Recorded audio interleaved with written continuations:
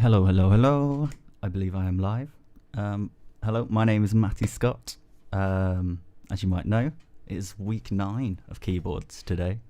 Getting sure you've got a keyboard in front of you. Make sure you've got a water bottle.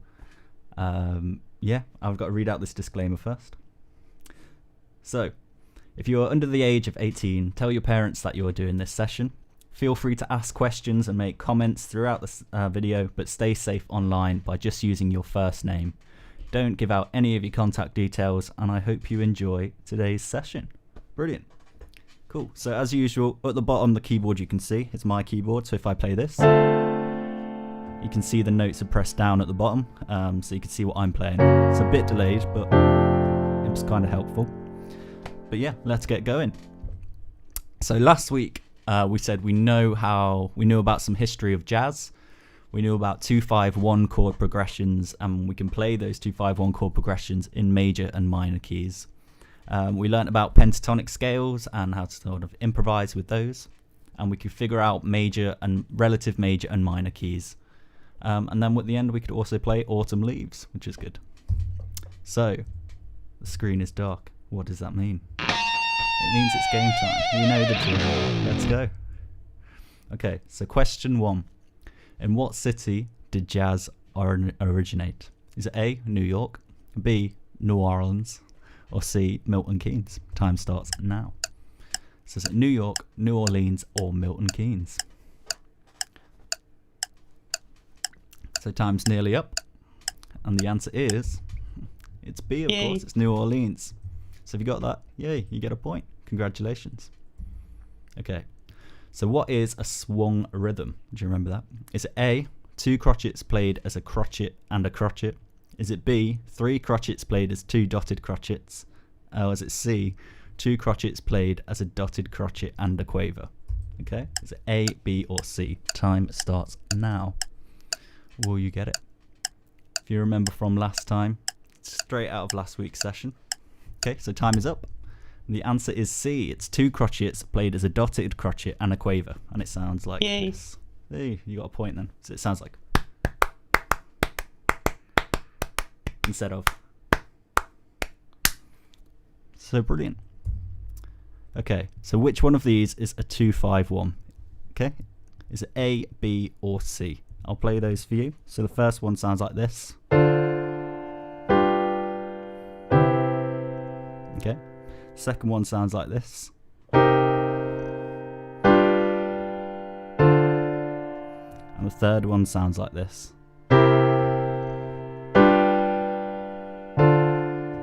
Okay, so which one of those is it? Is it the first one, second one, or third one?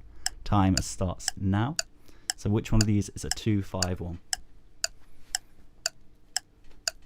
Okay, so time is up, and the answer is, it's A. Yay. So if you got that right, congratulations, you get a point. It was this one. Brilliant. Okay, so what is a relative minor? Is it A, the minor scale that uses the same notes as a major scale? Is it B, a family member under the age of 18? Or is it C, a minor scale that's close to another minor scale? Time starts now. Is it A, B, or C? So what is a relative minor? Can you remember that?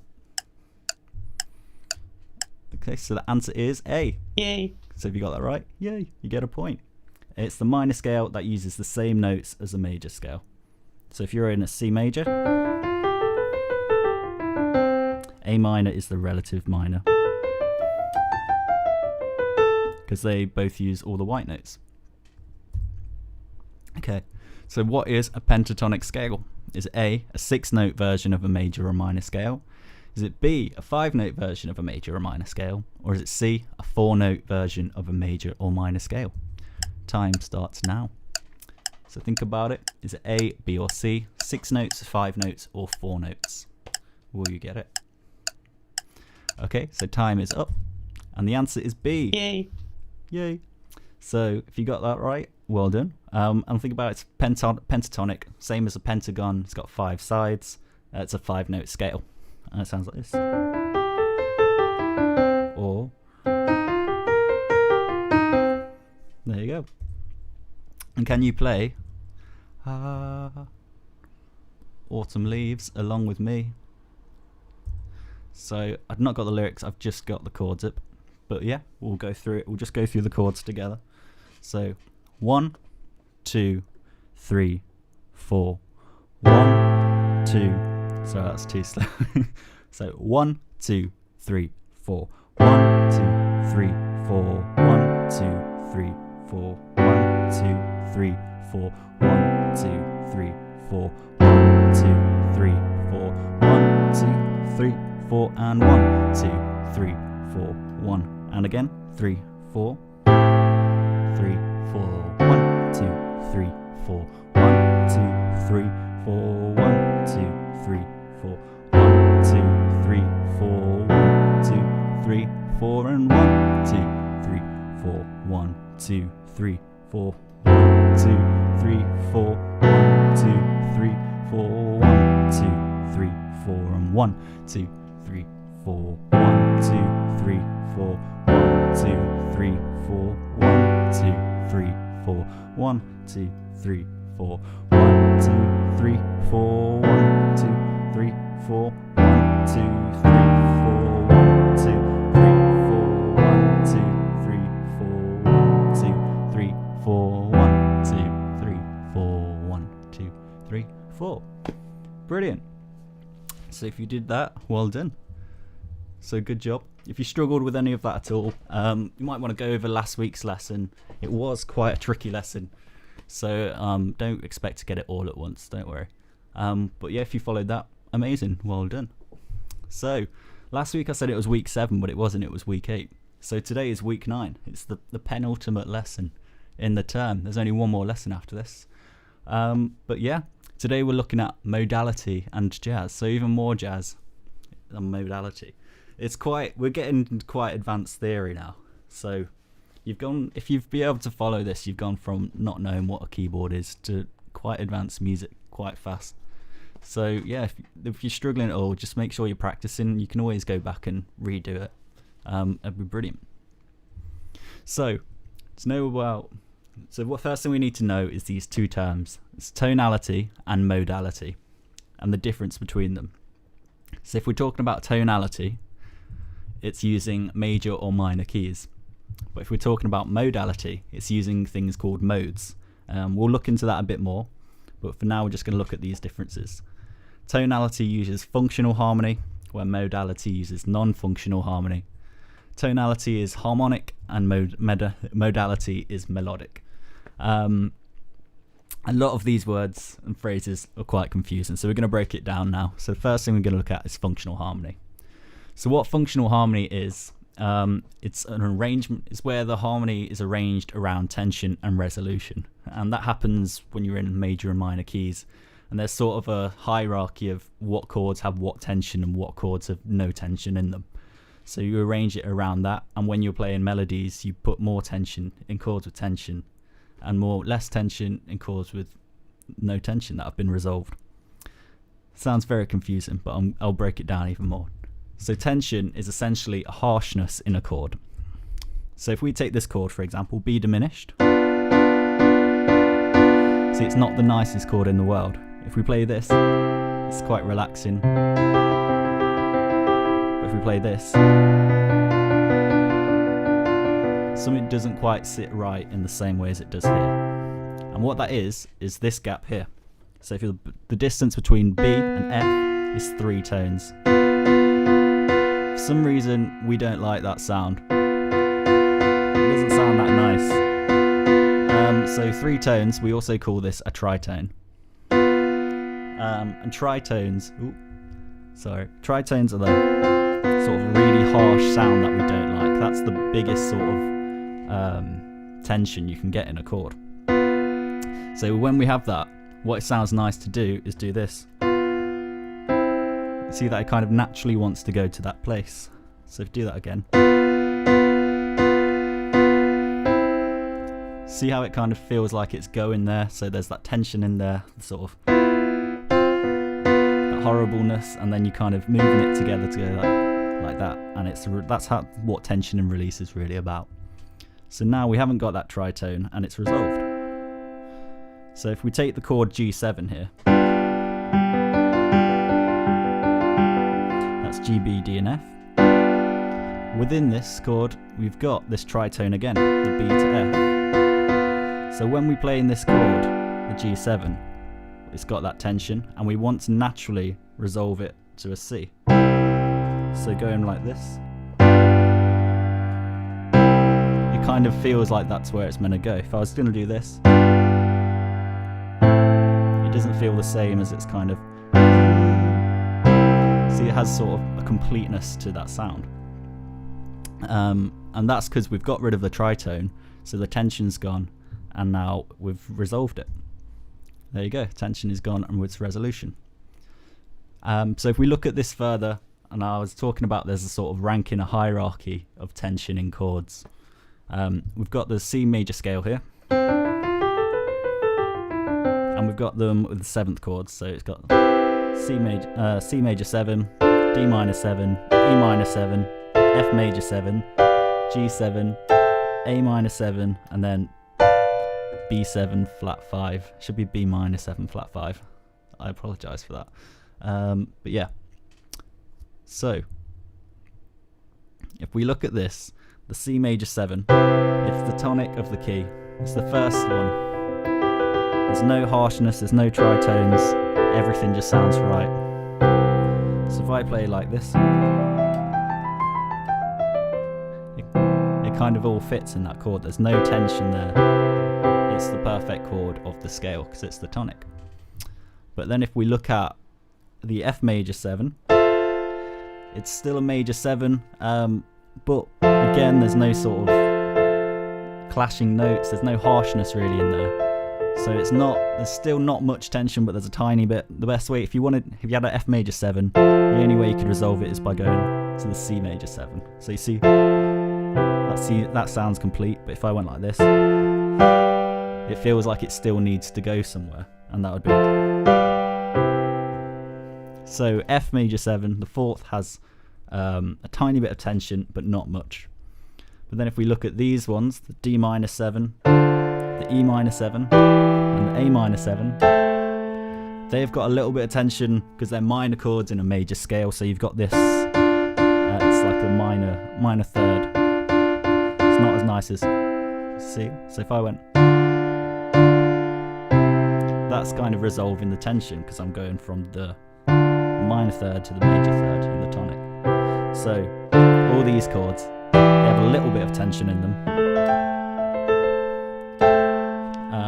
But if we look at this, these two chords, the G7 and the B minor 7 flat 5, sorry, they've got so much tension in them because they've got these tritones in that we looked at earlier.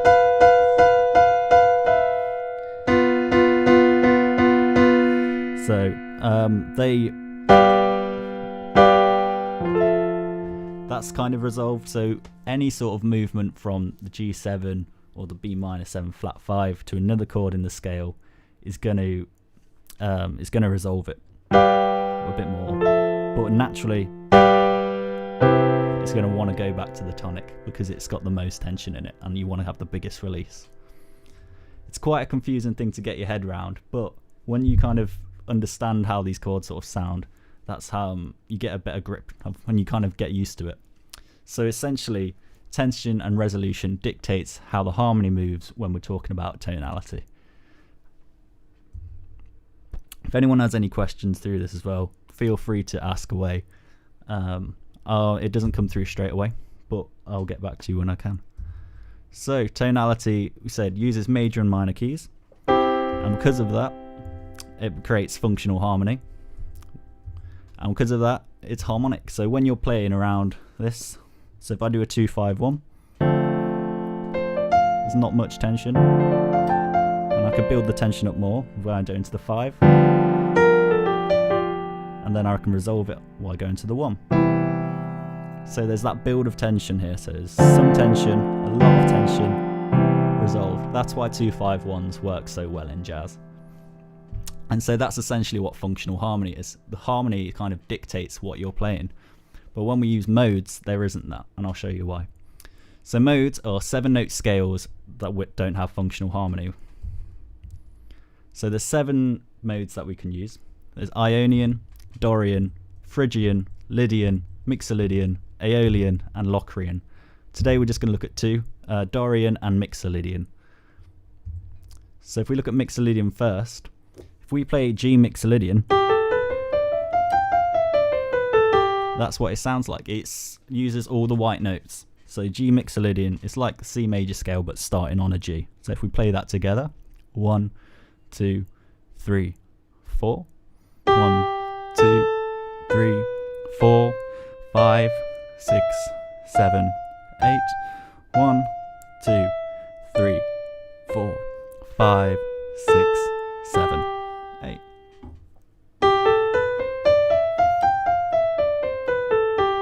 And you see there's something that sounds a bit different to what you're used to. You're used to hearing this. But instead of this, we flattened it to this. And that changes the sort of shape of the scale where it gets rid of the functional harmony. So we're going to look at that now. The pattern we use is tone, tone, semitone, tone, tone, semitone, tone.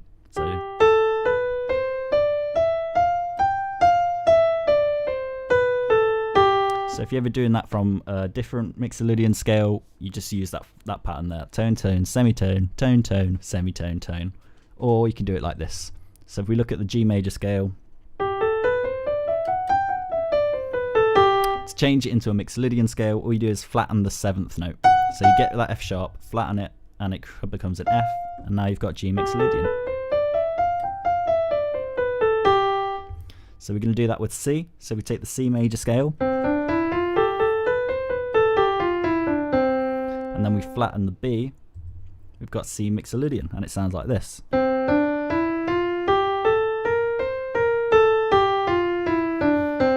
So do you want to play that with me? Start on your C, and you're playing a normal C major scale, but you're flattening the B this time. You're playing a B flat. So we go 1, 2, 3, 4, 1, 2, 3, 4, 1, 2, 3, 4, 1, 2, 3, 4, 1, 2, 3, 4. And again, 1, 2, 3, 4, 1, 2, 3, 4, 1, 2, 3, 4, 1, 2, 3, 4. So that's the C Mixolydian scale, and we're going to do the same with D major. So we've got a D major scale, and we're flattening the 7th. So we've got this C sharp here, and we're going to flatten it to a C. So instead of having 2 black notes, it's now got 1 black note, and it sounds like this.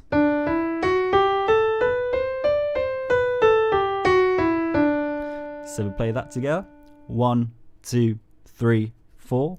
1, 2, 3, 4. 1, 2, 3, 4. 1, 2, 3, 4. 1, 2, 3, 4.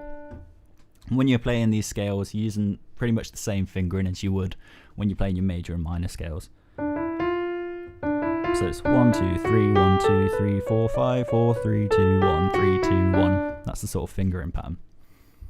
Okay, now we're going to look at the Dorian scale. So if we look at D Dorian, it uses all the white notes again. So it follows the pattern tone, semitone, tone, tone, tone, semitone, tone. You can remember that if you want, but just remember if you're doing D Dorian, it's the same as C major scale but starting on a D. So just the white notes, and it sounds like this. Okay, do you want to play that with me? So 1, 2, 3, 4. 1, 2, 3, 4. 1, 2, 3, 4. 1, 2, 3, 4. 1, 2, 3, 4. Brilliant. So if we do this, the way we get a Dorian scale from a major scale, if we have our D major scale again. So we flatten the 7th like we do in the Mixolydian, but we also flatten the 3rd. So it's kind of like a minor sounding scale, but it's not really. So if we get that, we change this to this, and we've got the D Dorian scale.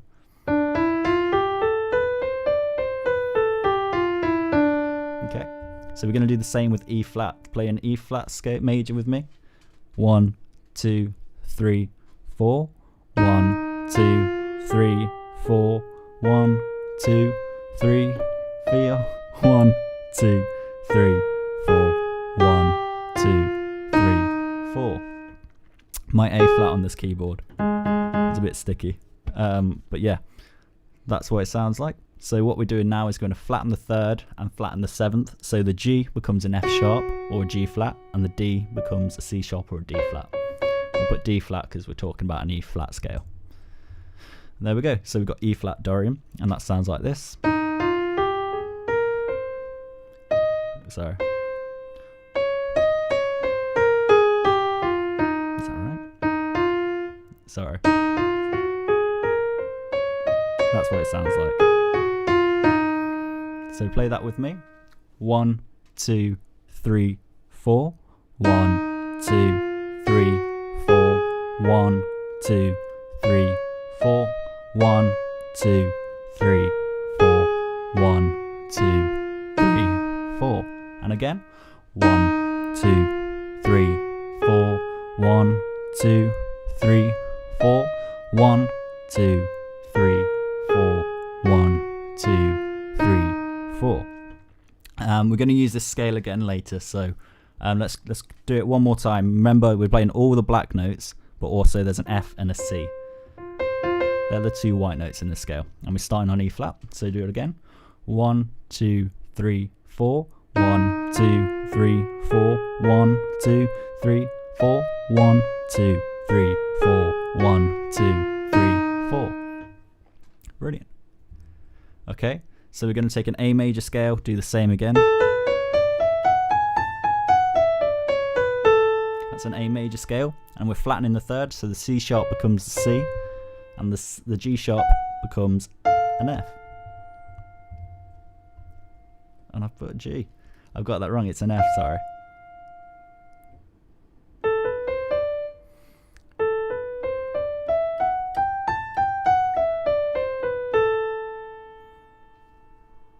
There we go. So that's what it sounds like. So, no, it does become a G. Sorry, I'm not with it today. Yeah, it becomes a G. So let's play that together.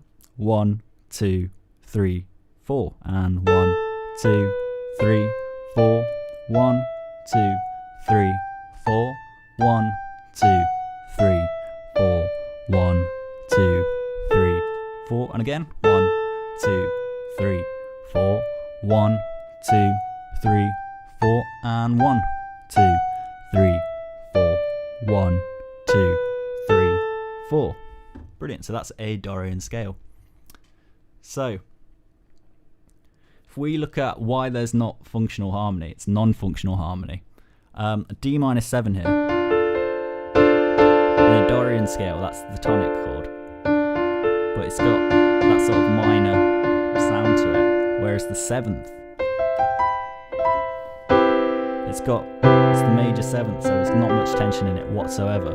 And because the tonic has more tension in than the 7th chord, it makes it non-functional harmony. It can't resolve by going from, it's not resolved, it kind of feels like it needs to move. So there we go, we've got non-functional harmony here. Little arrow's doing a spin, I like that.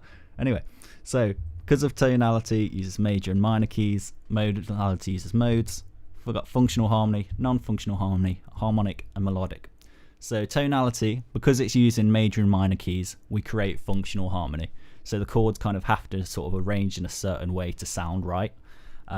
So when you're improvising or making melodies, you're making melodies around the chords. But when you're using modes, we get non-functional harmony. So instead of kind of making the melody around the chords, the chords kind of decorative around the melody instead. So that's the kind of difference between tonality and modality. So the screen has gone dark. It is in fact game time indeed. Okay, so what is tension? Is it A, chords played with too many notes? Is it B, harshness in a chord? Or C, a chord when it's played wrong? Okay, so it's A, B, C. Time starts now. So what is tension? Remember, it's this. Which one is it? Okay, so time is up. And the answer is Will the slide change? It's B. Yay. There we go. Yay. So if you got that right, congratulations, you get a point. And it's the harshness in a chord is tension. Okay, so what kind of harmony is arranged around tension and resolution? Is it functional harmony? Is it B, non-functional harmony? Or is it C, bon-functional harmony? Time starts now. Can you get it right? Functional harmony, non-functional harmony, or bon-functional harmony? Which one is it? The answer is B. Yay. So it's non-functional harmony. Wait. It's not. It's A. It's functional harmony. I'm very sorry again. I've had a sloppy slideshow here. But it's A. It's functional harmony. Ignore that. So yeah, the kind of harmony revolved around tension and release is functional harmony. Okay. So when we're talking about tonality, it uses A, major and minor keys, B, modes, or C, both, all of the above. Okay, so time starts now. Which one is it? When we're using tonality, we're using major and minor keys, modes, or both of them at the same time. Okay, so time is current out. The answer is A, major and minor keys. So tonality is when we use major and minor keys. Modality is when we use modes. Okay, so which Dorian key uses all of the white notes? Is it A, C Dorian, B, A Dorian, or C, D Dorian? There's so many letters in that must be confusing. But time starts now. Is it C Dorian, A Dorian, or D Dorian? Okay, time is up. And the answer is C. It's D Dorian. Yay. So if you got that right, congratulations, you get a point. There you go. So that is your D Dorian scale. So which Mixolydian key uses all white notes? Is it A Mixolydian, B, G Mixolydian, or C, F Mixolydian? Time starts now. Is it A, B, or C? A Mixolydian, G Mixolydian, or F Mixolydian? Can you remember what it was? So the answer is B, G Yay. Mixolydian. Yay. So if you got that right, congratulations, you get a point. And it sounds like this.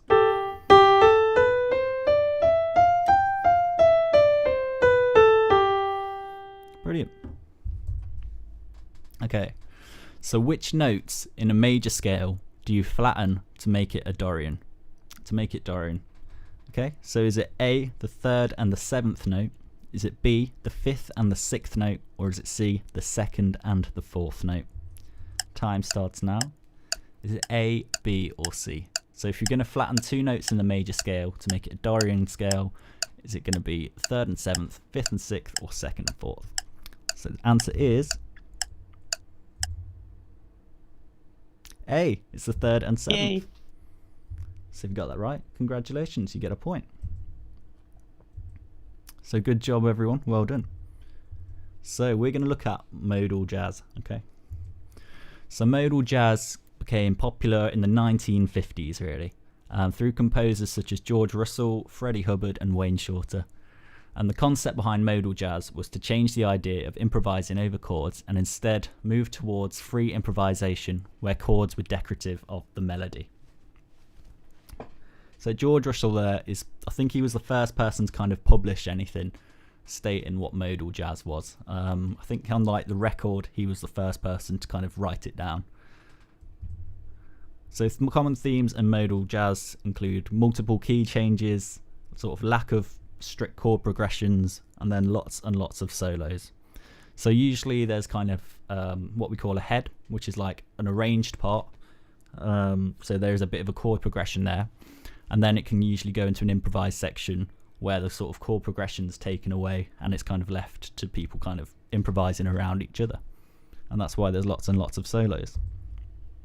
So now we are going to look at Miles Davis's So What? And there he is, Miles Davis, absolute pioneer of jazz, of music in general. Without him, hardly any of the music you'd listen to now would sound like it was.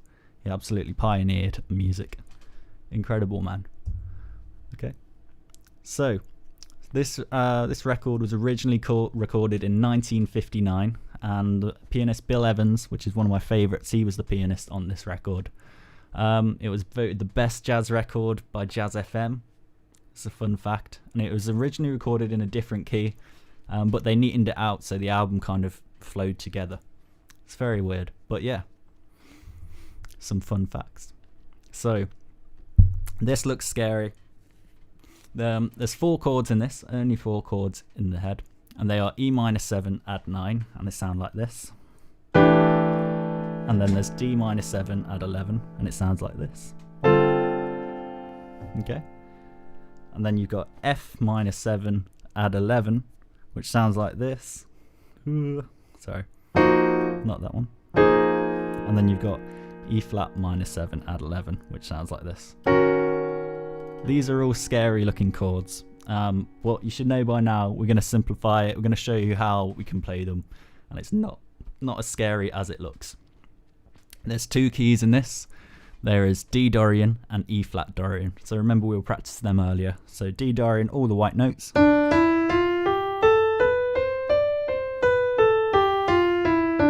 And E flat Dorian, all the black notes, but with an F and a C as well.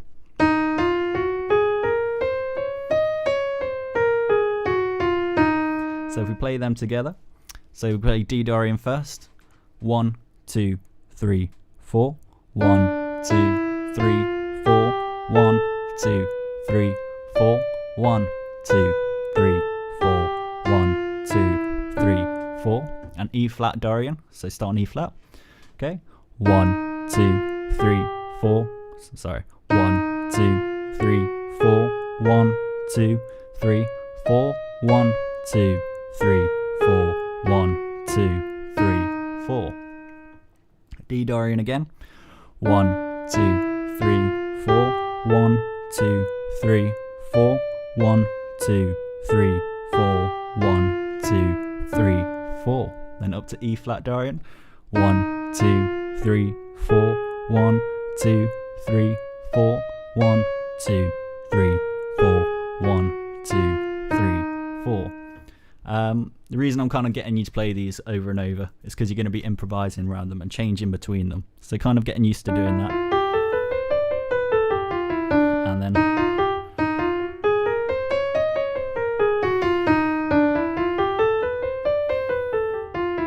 it's going to help you in a bit. So if you want to pause and kind of practice them for a bit, feel free. That would be good. But yeah, you're going to start improvising with these scales as well. So first we're going to look at the head. The head follows an AA-BA structure with each section containing 2 chords. So the chords we used earlier, and I'm going to show you what we're doing. So the part A is the E minor 7 add 9. So where the blue dots are, that's your left hand, and where the red dots are, that's your right hand. So in your left hand, I want you to play an E and an A. And then in your right hand, it's like a G major, but in its 3rd position. So it's D, G, B. So you're playing E, A, D, G, B. So it's not as scary as it looks. It's got a lot of letters and numbers, and it makes it really complicated, but it's not that scary, honestly. So it's E, A, D, G, B. And then what we're going to do is move all of these down. So keep your hand in the same position, but move them all down. So you're playing D, G, F. So D, G, C, F and A. So if you do them together, go back and forth between them, it sounds like this.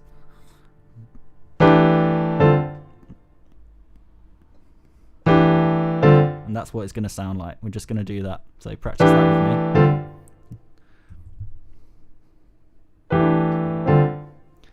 And then when we do that, each time it's repeated 4 times. So remember, it's an AA-BA structure, so we're doing it 8 times, then the BCB section 4 times, then the A section again. So let's practice that together. So 1, 2, 3, 4.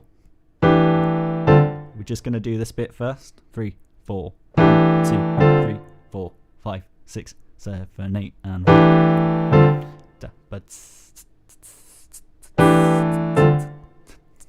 Keep doing it going. 2, 3, 4, 1, 2, 3, 4, 1, 2, 3, 4, 1, 2, 3, 4, 1, 2, 3, 4, 1, 2, 3, 4, 1, 2, 3, 4, 1, 2, 3, 4, 1, 2, 3, 4, 1, 2, 3, 4, 1, 2, 3, 4. 1, 2, 3, 4. 1, 2, 3, 4. 1, 2, 3, 4. 1, 2, 3, 4. 1, 2, 3, 4. And stop.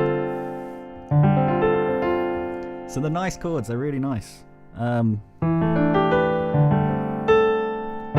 I like how when these chords sort of move the same amount of notes each time, that's called parallel movement. So a fun bit of sort of musical theory if you wanted to know that. So we're going to look at part B.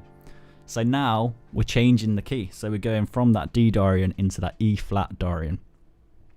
Everything sounds confusing and lots of words. Again, it's not that big of a deal. We're playing the same shapes, the same chords. So that's what it's going to sound like. So it's just the same, but a semitone up. So with your left hand, play an F and a B flat. So, and then in your right hand, play an E flat, an A flat, and then a C. So you've got F, B flat, E flat, A flat, and C.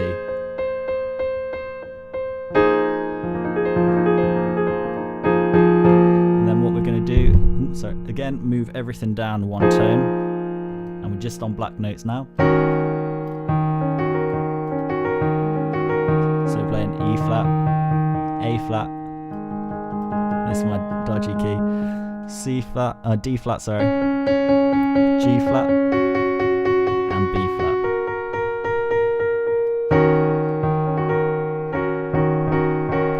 Okay. So together that sounds like this.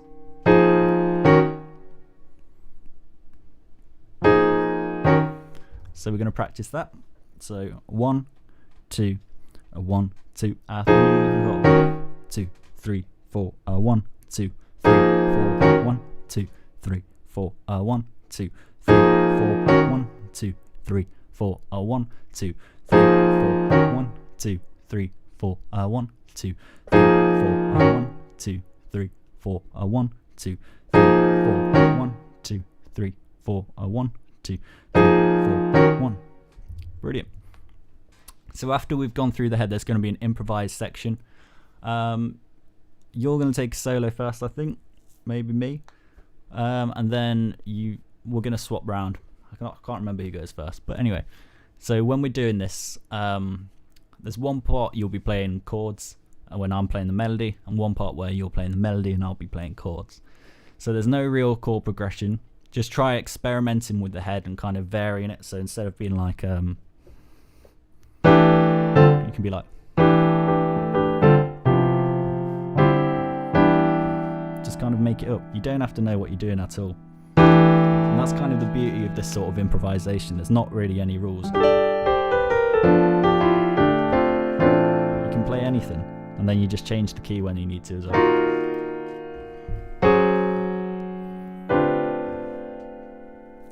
So it sounds fancy, but honestly, I'm not even thinking about what I'm doing. I'm just putting my hands in positions. So let's try and give it a go. So the head goes A, A, B, A. So remember, get your hands ready. E, A, D, G, B. And then there's a bass line I'm going to play, which goes like this. So you're going to follow that. Okay? So 1, 2, 1, 2, 3, 4. Sorry, I'll just play the bass line.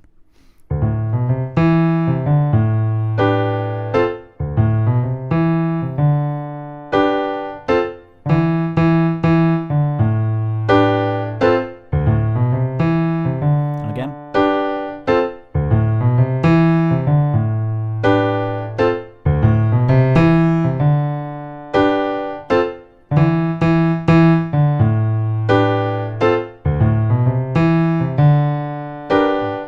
We're going to change the key, so sorry.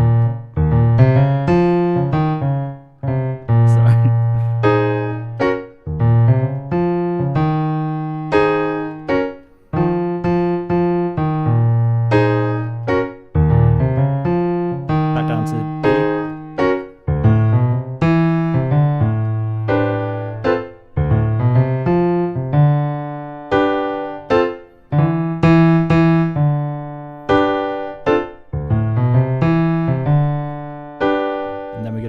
into the improvised section. So your solo.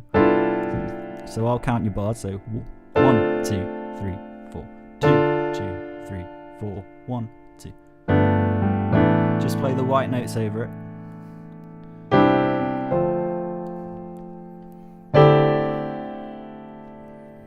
Now we're going up to the E flat Dorian. 2, 3, 4. 1, 2, 3, 4. And 2, 3, 4. 1, 2, 3, 4. 2, 3, 4.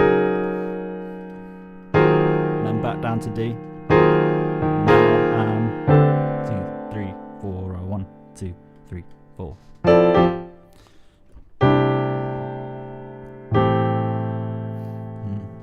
2, 3, 4. And now swap round. So you play the chords now. So you just play anything down here.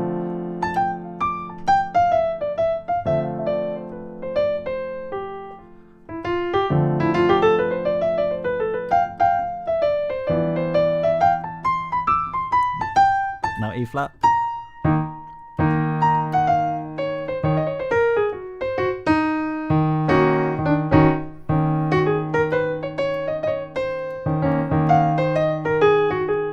And then back down to D.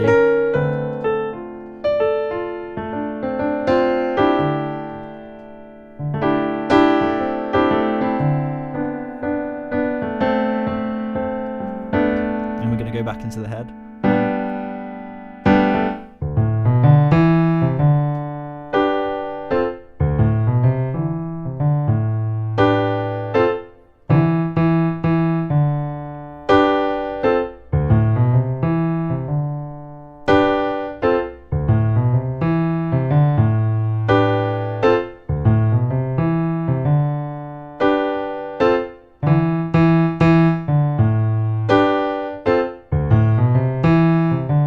To E flat now.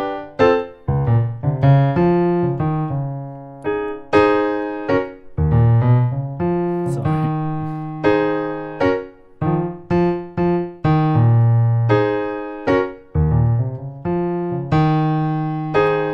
Back down to D.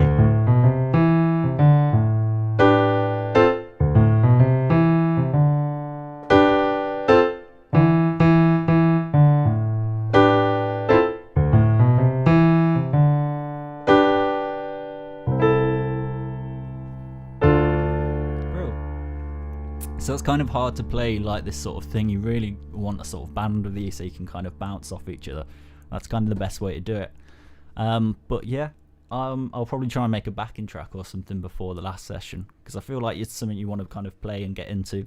But for now, you can go just listen to it. So if you've got Spotify or anything, just search So What by Miles Davis. It'll be the first thing that comes up. And you can just play along with it. But as soon as you kind of got that sort of down, it's just getting used to improvising over it.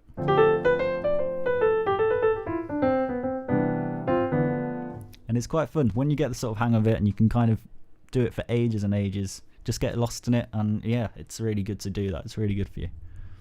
So good job, everyone. So by the end of today, now we can say we know the difference between tonality and modality. We know about functional and non-functional harmony. We know about tension and resolution in functional harmony. And we know about modes and can play Dorian and MIXOLYDIAN modes. We also know about modal jazz, and we can play So What by Miles Davis. So we had quite a lot of information there, so don't worry if you were struggling at all. There's quite a lot to have taken in. You've done really well. We're getting to advanced sort of keyboard playing, and after 9 weeks, that's really hard to kind of get up to that standard. So don't worry too much if you're struggling. Feel free to go back and watch other lessons and kind of catch up and go in your own pace. These will always be online. We're going to keep them up forever, I assume. So you can always watch them in your own pace and go along at your own speed. So yeah, brilliant. So as I say, practice a few minutes every day. Usually I say play even if you don't know what you're doing, but you know what you're doing now. Trust it and kind of play even when you weren't 100% sure. So even like that improvisation bit, you know what scales you're playing in, you know what chords to kind of go along, and then comment any songs you want to learn in the future, which is next line as one last lesson. So I think I'm going to kind of show you how to take it onto a computer. So I record your sort of keyboard playing through MIDI. and show you how to play a bit of drums on the keyboard. So it'll be a bit more fun instead of theory next time. And then once you've done that, there's been sessions on someone doing Ableton, and it's kind of like a step into that sort of section. So you've got your keyboard playing down, you can take it into the next thing, which will be like music production. And Ableton's quite good for sort of electronic-y stuff. So check him out and check everyone else out on the channel. There's loads of stuff on there. There's guitar playing, songwriting, drums, percussion and rhythm. There's a guy doing music business stuff. So yeah, there's loads of free lessons just to get older. If you've been enjoying these, definitely do it. And I will see you next week for the final time. So yeah, thank you very much. Like the video, share it, subscribe, all of that rubbish. Yeah, and I'll see you next week. Thank you very much for tuning in.